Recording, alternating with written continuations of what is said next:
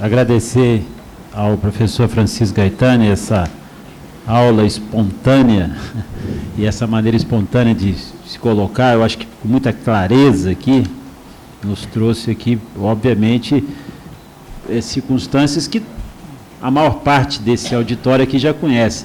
Eu sei que é desagradável, né, professor, sempre pregar para convertidos, né, porque aqui as pessoas já são convertidas, já tem a lógica. Como é que a gente sai dessa caixinha para fora? Como é que a gente valoriza, né? Porque é impressionante, aqui na casa também tem isso, quando dá um problema dessa natureza, não, temos que fortalecer a gestão. Na hora que você faz um evento, você vai buscar as pessoas, acho que ele tem uma outra lógica. Eu falo isso trazendo uma parte dessa culpa aqui para o parlamento também, que poderia trabalhar melhor essa circunstância. Isso eu não tenho dúvida. E repito aqui, foi até bom, porque eu não combinei com o professor Gaetani, mas eu falei aqui exatamente da questão do controle, o investimento absurdo no controle e o investimento sofrível na educação, no conhecimento, na preparação. Acho que isso aí já está mais do que nítido, né? E para mim foi, mais uma vez, uma oportunidade excelente, até porque frisou aqui, mais uma vez, professor Gaetani, a questão do orçamento. Como é que você lidar, mesmo que seja uma senhora que nasceu em 64, que tem 53 anos, ela, e já modificada em alguns pontos, ela tem ações ali, como a Lei de Diretrizes, o PPA, que se fossem levados em consideração a ferro e fogo, isso seria uma excelente oportunidade de você rever uma série de conceitos, mas deixa para o orçamento, deixa para a questão da burocracia, e o orçamento aqui se tornou, especialmente esse ano, como já foi em anos anteriores, a face mais aguardada do orçamento é uma palavra chamada contingenciamento. Esse sim é a palavra mais aguardada quando o orçamento chega. O orçamento chegou, segunda fase, a missão, contingenciamento. Aí você veja, esse de 2017, um pequeno contingenciamento de quase 42 bilhões. E aí tem para todos os gostos aqui, no seu volume, nos seus valores, e eu não quero aqui fazer, mas é impressionante como a atenção se volta para as pequenas circunstâncias, ou seja, para a parte menor do orçamento, e a parte maior deixa que esse debate acaba sendo proibitivo. Fazendo uma rápida fala aqui, professor, e aproveitando a sua presença aqui, falando um pouco da experiência, eu, quando comecei, ainda era estudante, eu fiz Direito e fiz Economia também, ainda já formando em Direito, mas ainda estudando Economia, eu fui estagiário do GEIPOT.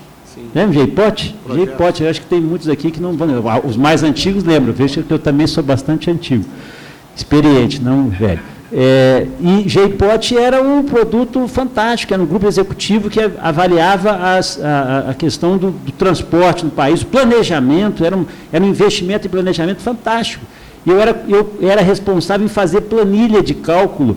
Gente, planilha de cálculo não era com Excel, não existia Excel em 86, não, 86, era tudo na mão e com maquininha de calcular, era isso que funcionava. E funcionava. Hoje você tem toda a tecnologia à disposição e, às vezes, falta treinamento, conhecimento, falta querer investir. A pessoa já quer seguir, dá a bota no computador e a receita sai, não é assim que funciona. Eu tive depois a oportunidade, já formado, eu tive a oportunidade de atuar no governo do Estado, eu fui secretário de administração do Estado em 99, eu acho que em 99 aquele período, 99 até 2002, foi um ano importantíssimo, porque muitas coisas modificaram.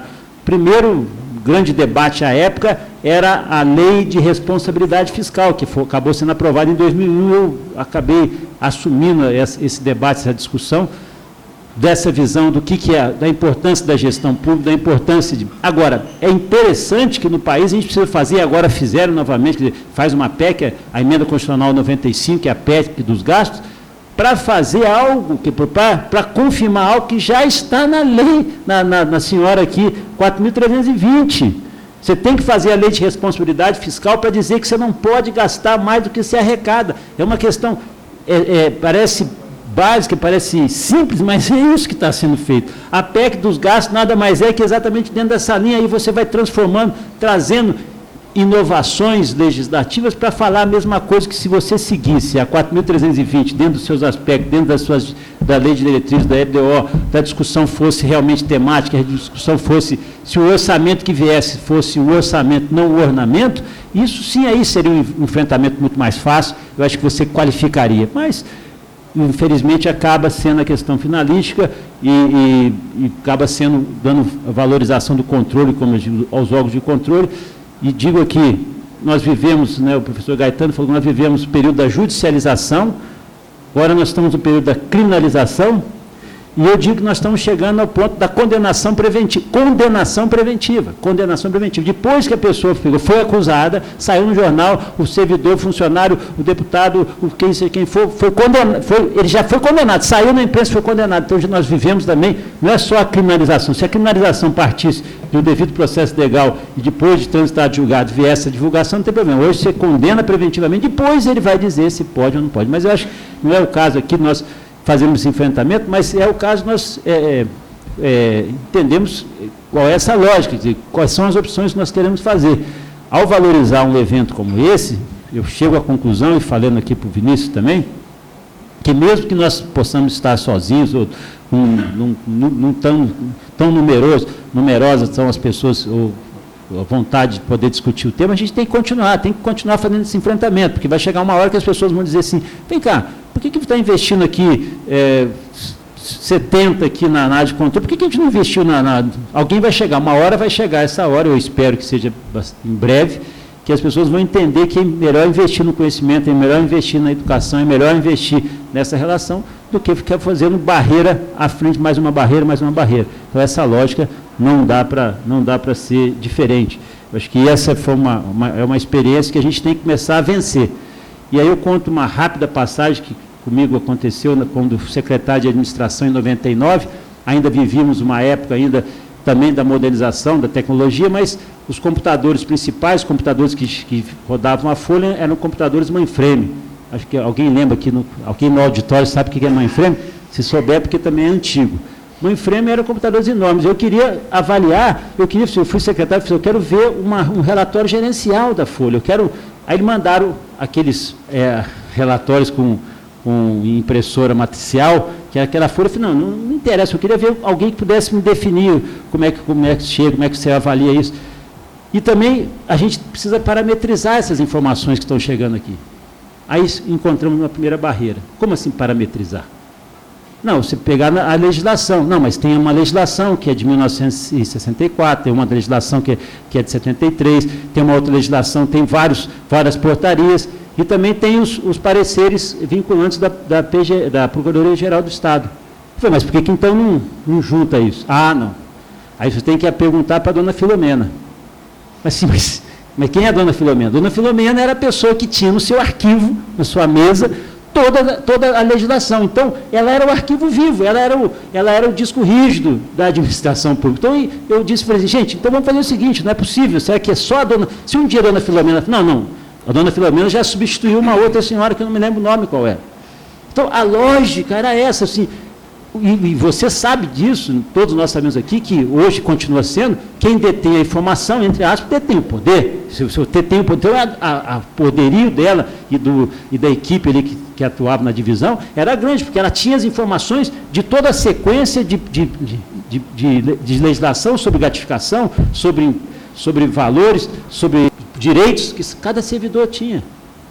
Então, você veja que a gente não está muito distante, não, que hoje a gente tem algumas filomenas espalhadas aí na administração pública, mas sob uma outra lógica. Você tem a modernização, você tem a informatização, mas você não tem o que o professor disse, que é falar com o outro, o diálogo, essa linha de relação entre os poderes. Isso é uma coisa lógica, mas é tão lógica que às vezes fica distante, né? Aqui é impressionante como a gente gosta, às vezes, de complicar para poder depois entender que a situação é bastante simples.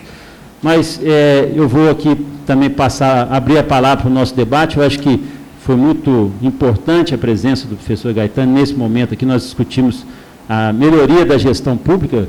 Acho que nós, mais uma vez, repito, nós já tivemos aqui o diagnóstico, nós sabemos o que dá certo, o que com certeza dá errado, mas me parece que essa é uma perspectiva que a gente acaba amassando barro. Acho que duas experiências bem modernas que eu posso trazer aqui para a nossa palestra aqui, para ajudar também. Nós temos 2 setores, e são setores que eu também atuo, que é na área do Ministério do Transporte, no Ministério das Minas e Energia.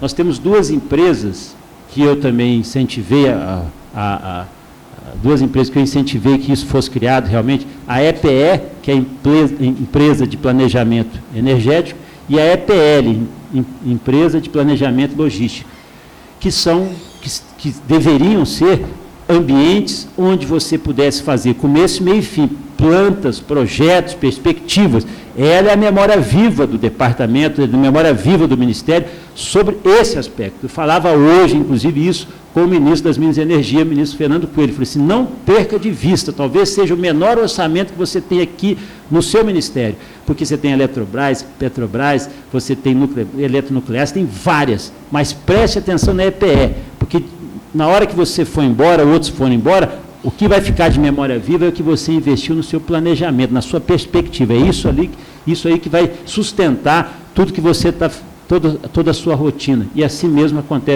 poderia acontecer na EPL. E aí trago um outro dado que o professor também manifestou sobre essa questão do financiamento. Esse financiamento, o aproveitamento das receitas próprias.